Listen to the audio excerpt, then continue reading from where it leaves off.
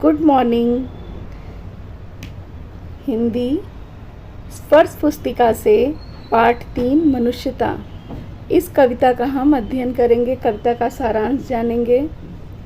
सबसे पहले इस कविता के कविकार कौन हैं उनका परिचय जानते हैं। मनुष्यता कवि परिचय।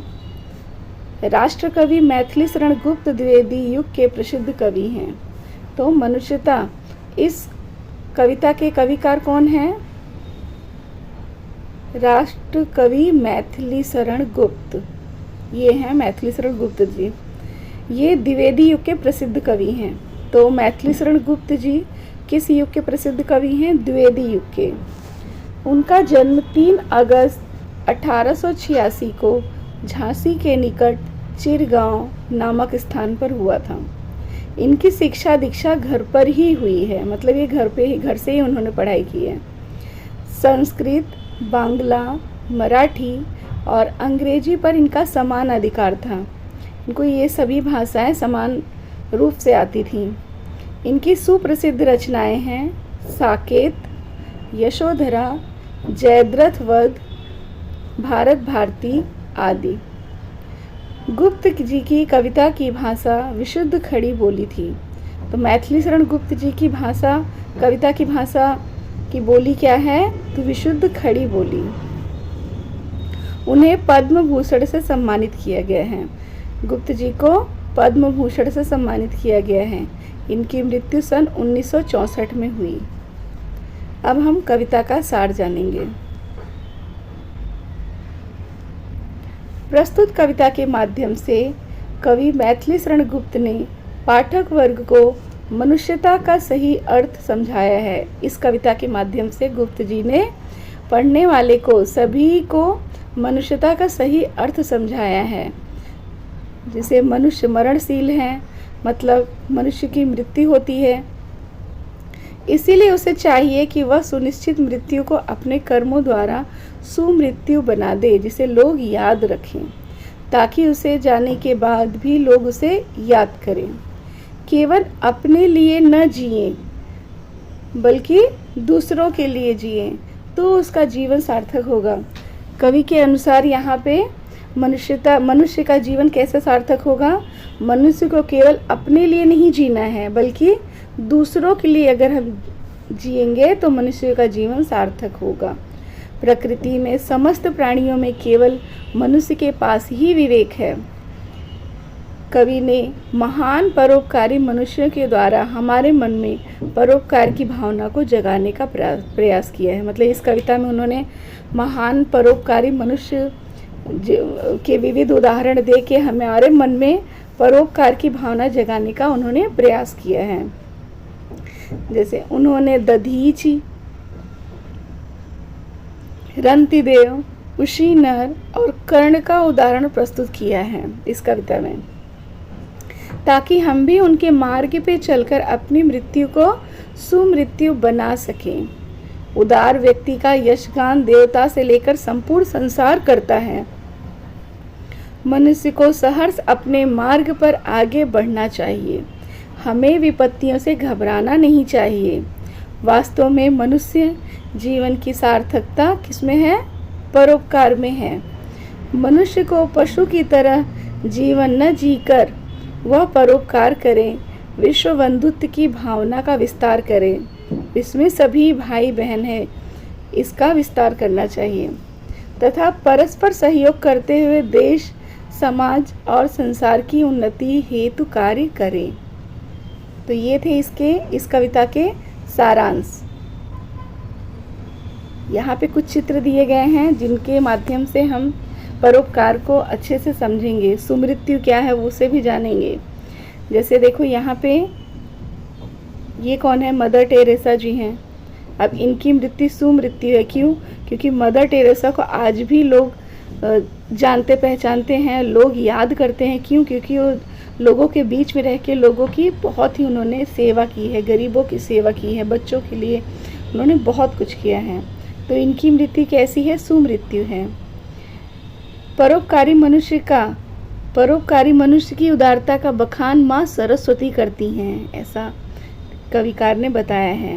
अब जैसे डॉक्टर, पुलिस, स्वीपर, नर्स, ये सभी क्या है, परोपकारी मनुष्य तो हैं। ये दूसरों के लिए ही कार्य करते हैं, दूसरों की सेवा करते हैं। तो ऐसे जो लोग दूसरों की सेवा करते हैं उनका बखान माँ सरस्वती भी करती हैं। यहाँ पे रंतिदेव, उशीनर, दधीचि, ऋषि दधीच और कर्ण जैसा महान परोपकारी जिन्होंने को अपने बारे में विचार न करके उनसे मांगने कुछ भी कोई भी आता था, एक महान परोपकारी थे ये। अपनी खुशी से मार्ग पर खेलते चलो,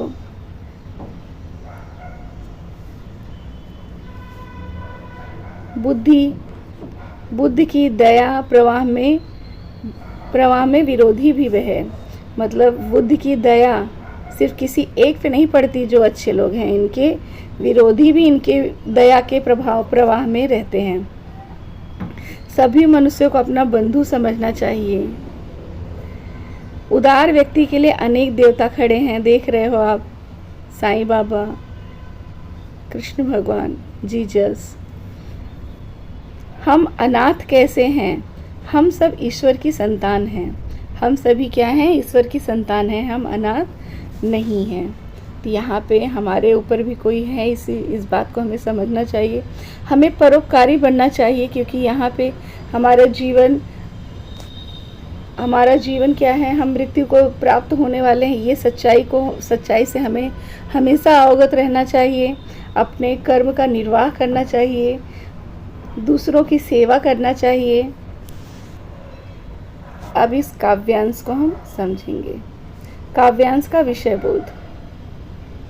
तो पहली पंक्ति है, विचार लो की मृत्यु हो न, मृत्यु से डरो कभी।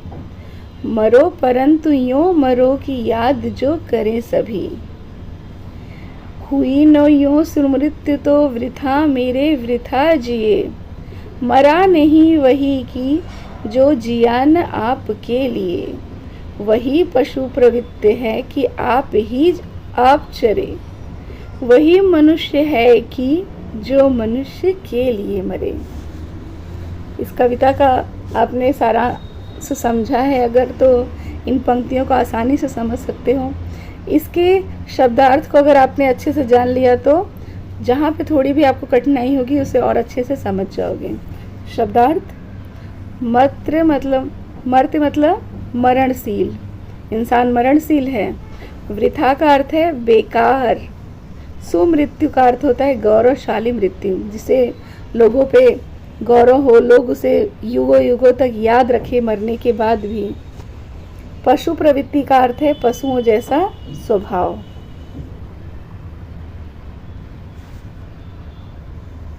अब इसकी व्याख्या, इन पहले पंक्ति की व्याख्या देखो। कवि कहते हैं कि यह सत्य आप जान ले कि मनुष्य मरणशील है, इसीलिए मृत्यु से तुम्हें डरने की आवश्यकता नहीं है, क्योंकि वह तो सत्य है। इस जीवन में आप ऐसा काम करो कि जिससे संसार के लोग तुम्हारे मरने के बाद भी तुम्हें याद करें। यदि आपकी मृत्यु श्रेष्ठ ना हुई तो आपका मरना और जीना दोनों बेकार हो जाएगा। जो मनुष्य केवल स्वयं के स्वार्थ के लिए जीता है वह पशु के समान होता है। पशु केवल अपने लिए ही जीते हैं। वहीं मानव जन्म की सार्थकता परोपकार से सिद्ध होता है। तो आपने इन पंक्तियों की व्याख्या समझ ली है। पंक्ति 2, उसी उदार की कथा सरस्वती बखानती, मतलब सरस्वती माँ भी बखानती हैं।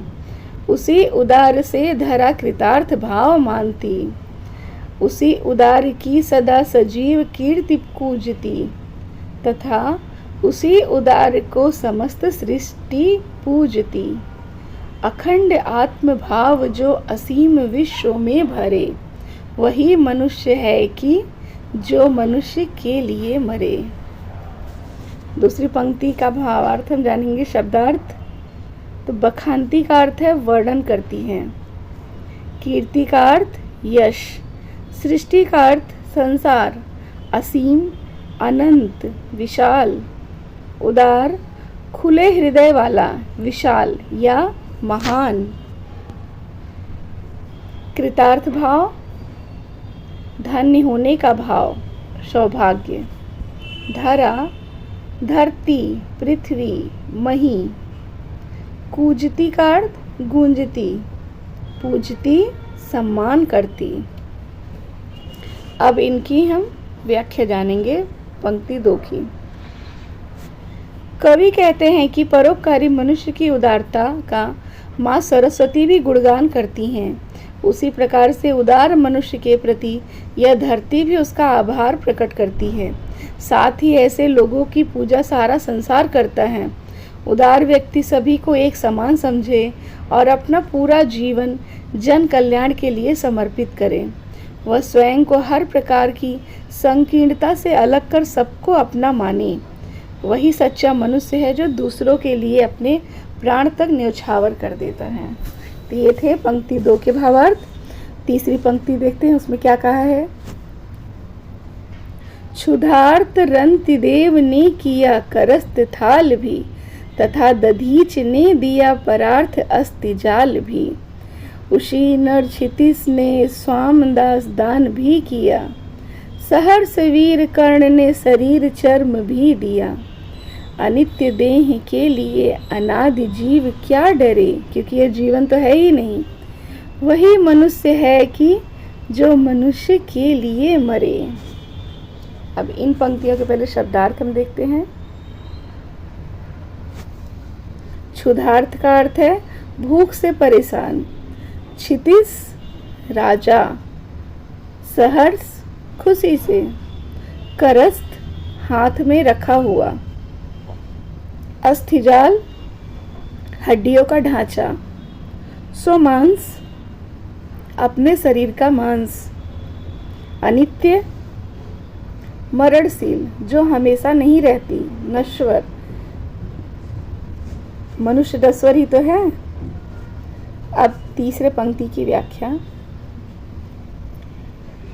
कवि ने अपने कथन को सही ठहराने के लिए अनेक महान राजाओं और ऋषियों के द्वारा मनुष्यता का सही अर्थ समझाया है। क्या समझाया देखो। वे कहते हैं कि भूखे राजा रंतिदेव ने अपने सामने रखे भोजन की थाल को अन्य व्यक्ति को दे दिया था।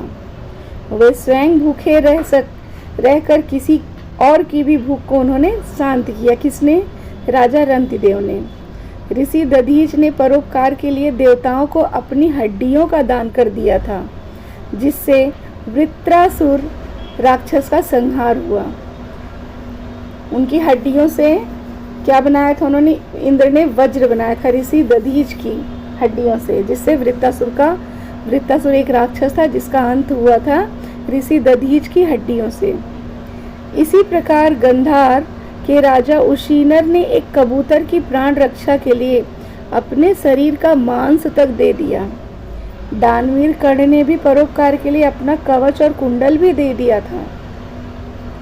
अतः कवि ने इन सभी के उदाहरण देकर बताया है कि शरीर नश्वर है, हमें मृत्यु से डरना नहीं चाहिए।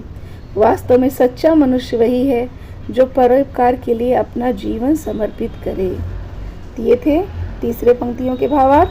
चौथी पंक्ति को हम समझते हैं। सहानुभूत चाहिए महाविभूति है यही, वशीकृता सदैव है बनी हुई स्वयं मही।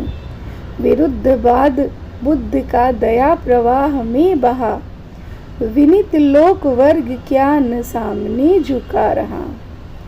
आह वही उदार है परोपकार जो करे, वही मनुष्य है कि जो मनुष्य के लिए मरे। आशा करती हूँ आपको तीनों भावार्थ बहुत ही अच्छे से समझ में आ गया होगा। चौथी पंक्तियों के शब्दार्थ को जानेंगे, फिर हम भावार्थ को समझेंगे। शब्दार्थ। महाविभूति का अर्थ है महान पुरुष, सदैव हमेशा, लोक वर्ग लोगों के विभिन्न वर्ग या जनमानस, उदार खुले हृदय वाला, विशाल या महान, वशीकृता वश में करने वाला, मही धरती। मही का क्या अर्थ है? धरती। अब हम इसकी व्याख्या देखेंगे। कवि कहते हैं कि हमें उदार होकर दूसरों से सहानुभूति रखनी चाहिए। यह हमारा सबसे बड़ा धन है। दूसरों की सहानुभूति करना हमारा सबसे बड़ा धन है। धरती माता भी हमेशा परोपकारी मनुष्य के वश में है। महात्मा बुद्ध ने समाज की नीतियों के खिलाफ जाकर विरोध किया। अंत में उनके दया प्रवाह में विरोधी लोगों को भी उनकी बातों को मानना पड़ा, क्योंकि उनके हृदय में परोपकार की भावना थी। कवि के अनुसार उदार व्यक्ति वही होता है जो दूसरों की सहायता करने के लिए अपनी जान तक न्यौछावर कर देता है। ये थे पंक्ति 4 के भावार्थ। अब पंक्ति 5 को देखो।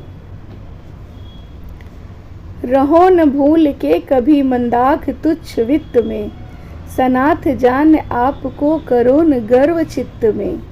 अनाथ कौन है यहाँ त्रिलोक नाथ साथ हैं, दयालु दीनु बंद के बड़े विशाल हाथ हैं। अतीव भाग्यहीन है अधीर भाव जो करे, वही मनुष्य है कि जो मनुष्य के लिए मरे। इन पंक्तियों के शब्दार्थ पहले जानेंगे। मंदाक का अर्थ है घमंड के नशे में चूर होना। वित्त का अर्थ है धन। चित्त का अर्थ है हृदय। दीन बंधु, दीनों के रक्षक कौन है? भगवान। त्रिलोकनाथ, तीनों लोकों के स्वामी या भगवान, संसार का रक्षक। अधीर का अर्थ है धैर्य न रखना। धैर्य न रखना, हमेशा असंतुष्ट रहना, व्याकुल रहना। तुच्छ का अर्थ है नीच या व्यर्थ। गर्व, घमंड, अतीव, अत्यधिक। अब इन पंक्तियों की हम व्याख्या जानेंगे। इन पंक्तियों के माध्यम से कवि कहते हैं कि हे मनुष्य, आप धन के नशे में अंधे मत हो जाओ। धन आज है, कल नहीं।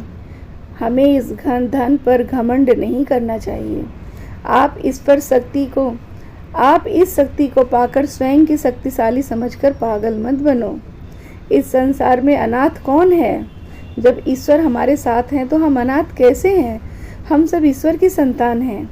परमात्मा के हाथ बड़े विशाल है। परमात्मा तो सभी के साथ रहते, चाहे वह अमीर हो चाहे गरीब हो, वे ही हमारा सहारा हैं। अतः जो मनुष्य अधीर होता है वह बड़ा भाग्यहीन है। हमें ईश्वर पर विश्वास रखना चाहिए। वास्तव में सच्चा मनुष्य वही है जो मनुष्य के लिए अपना जीवन न्यौछावर कर देता है। विपत्ति के समय बच्चों हमें कभी भी अधीर नहीं होना चाहिए। अगर हम अधीर हो जाते हैं तो हम बड़े ही भाग्यहीन हैं और अधीर होके हम कुछ भी अपना गलत कर सकते हैं। तो ये थे पंक्ति 5 की व्याख्या। पंक्ति 6 को देखते हैं। अनंत अंतरिक्ष में अनंत देव हैं खड़े, समक्ष ही स्वबाहु जो बढ़ा रहे बड़े बड़े। परस्परावलंब से उठो तथा बढ़ो सभी, अभी अमर्त्य अंक में अपंक हो चढ़ो सभी। रहो न या कि एक से न काम और का सरे, वही मनुष्य है जो मनुष्य के लिए मरे। पंक्ति 6 के हम शब्दार्थ को जानते हैं। अनंत का अर्थ है असीमित, जिसका कोई अंत न हो। समक्ष, सामने। स्वबाहु, अपनी भुजाएं। अमर्त्य अंक, देवता की गोद। परस्परावलंब, एक दूसरे का सहारा। अपंक, बेदाग, कलंक रहित। तो इन शब्दार्थों को आप अच्छे से देख लो। एक एक शब्दार्थ को बच्चों आप लोग लिख भी लेना। अब इसकी हम व्याख्या जानेंगे।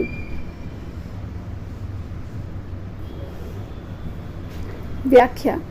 कवि कहते हैं कि उदार व्यक्ति के लिए आकाश में अनेक देवता खड़े हैं। वे अपनी भुजाएं आगे बढ़ाकर उनका स्वागत कर रहे हैं। तुम भी एक दूसरे का सहारा लेकर उठो और आगे बढ़ो। एक दूसरे के सहयोग से महान कार्य करो और स्वयं को विस्तृत करो, क्योंकि ऐसा जीवन व्यर्थ है जो दूसरों के काम न आ सके। एक दूसरे के सहारे के बिना जीवित रहना मुश्किल है। अतः अपना जीवन परोपकार से ही श्रेष्ठ होगा। तो अपना जीवन कैसे श्रेष्ठ होगा? परोपकार से। तो ये थे पंक्ति 6 की व्याख्या। पंक्ति 7 को हम देखेंगे। मनुष्य मात्र बंधु है, यही बड़ा विवेक है। पुराण पुरुष स्वयंभू पिता प्रसिद्ध एक है। फलानुसार कर्म के अवश्य बाह्य भेद है, परंतु अंतरैक्य में प्रमाणभूत वेद है। अनर्थ है कि बंधु ही न बंधु की व्यथा हरे। वही मनुष्य है कि जो मनुष्य के लिए मरे। अब इन पंक्तियों के हम शब्दार्थ को जानते हैं। विवेक का अर्थ है समक्ष, विवेक का अर्थ है समझ या ज्ञान। प्रमाणभूत साक्षी, गवाह। स्वयंभू का अर्थ है परमात्मा, स्वयं उत्पन्न होने वाला, उसे कहते हैं हम स्वयंभू। अंतरैक्य आत्मा की एकता, अंतःकरण या मन की एकता। बाह्य का अर्थ है बाहिरी, व्यथा हरे, कष्ट दूर करें। अब हम व्याख्या देखेंगे पंक्ति 7 की। कवि इन पंक्तियों के माध्यम से कहते हैं कि संसार के सभी मनुष्यों को अपना भाई समझे, यही उसका सबसे बड़ा विवेक है। हम सब ईश्वर की संतान हैं, अर्थात हम सभी प्राणियों में उसी ईश्वर का अंश है। कर्मों के अनुसार मनुष्य अलग होता है, परंतु हमारी अंतरात्मा एक ही है। इसका प्रमाण वेदों में है, वेद भी इसका समर्थन करता है। यह बड़े दुख की बात है कि एक व्यक्ति दूसरे व्यक्ति के दर्द को दूर नहीं करता। वास्तव में सच्चा मनुष्य वही है जो बुरे समय में दूसरे मनुष्यों के काम आता है। तो ये पंक्ति 7 की व्याख्या थी। आशा करती हूँ बच्चों आप लोगों ने बहुत ही अच्छे से समझा होगा। पंक्ति 8 देखो। चलो अभिष्ट मार्ग में सहर्ष खेलते हुए, विपत्ति विघ्न जो पड़े उन्हें ढकेलते हुए। घटे न हेल मेल हाँ, बढ़े न भिन्नता कभी, अनंत एक पंथ के सतर्क पंथ हो सभी। तभी समर्थ भाव है कि तारता हुआ तरे, वही मनुष्य है कि जो मनुष्य के लिए मरे। शब्दार्थ। अभीष्ट का अर्थ है लक्षित, वांछित या इच्छित। विपत्ति का अर्थ है संकट, अतर्क, तर्क से परे, जिसके बारे में बात ही नहीं कर सकते, उन्हें कहते हैं अतर्क। सतर्क पंथ का अर्थ है सावधान यात्री, जो हमेशा सावधान रहता है, हर विपत्ति से जूझने के लिए तैयार रहता है। सहर्ष का अर्थ खुशी से, विघ्न का अर्थ है बाधा, पंथ का अर्थ है मार्ग। तो ये आगे हम इसकी व्याख्या जानेंगे। इन पंक्तियों के माध्यम से कवि कहते हैं कि तुम अपनी खुशी से मार्ग पर बढ़ते चलो। इस मार्ग पर चलते हुए जो भी बाधाएं आए उसे पार करते हुए आगे बढ़ते चलो, लेकिन ध्यान रखो कि हमारा आपसी मेल जोल कभी नहीं घटना चाहिए और न ही हमारे मन में भेदभाव उत्पन्न हो। हम सभी एक मार्ग के यात्री हैं और हमें सावधानी से उस मार्ग पर चलना है। जब हम दूसरों के कष्टों में सहायता करते हुए आगे बढ़ते हैं तभी हम समर्थ भाव उत्पन्न कर पाते हैं, अर्थात औरों के उद्धार से स्वयं भी तरते हैं। वास्तव में सच्चा मनुष्य वही है जो परोपकार के लिए जिए और मरे। तो बच्चों ये थे सभी हमारे पंक्तियों के पंक्ति 8 की व्याख्या। तो ये अंतिम व्याख्या थी। इस कविता को आपने बहुत ही अच्छे से समझ लिया होगा। आगे हम दूसरे क्लास में हम इसके प्रश्नों का अभ्यास करेंगे। और अगर आपको पसंद आया होगा तो मेरे वीडियो को लाइक एंड सब्सक्राइब ज़रूर करें बच्चों, और नोटिफिकेशन को पाने के लिए बेल आइकन को भी प्रेस करें। धन्यवाद।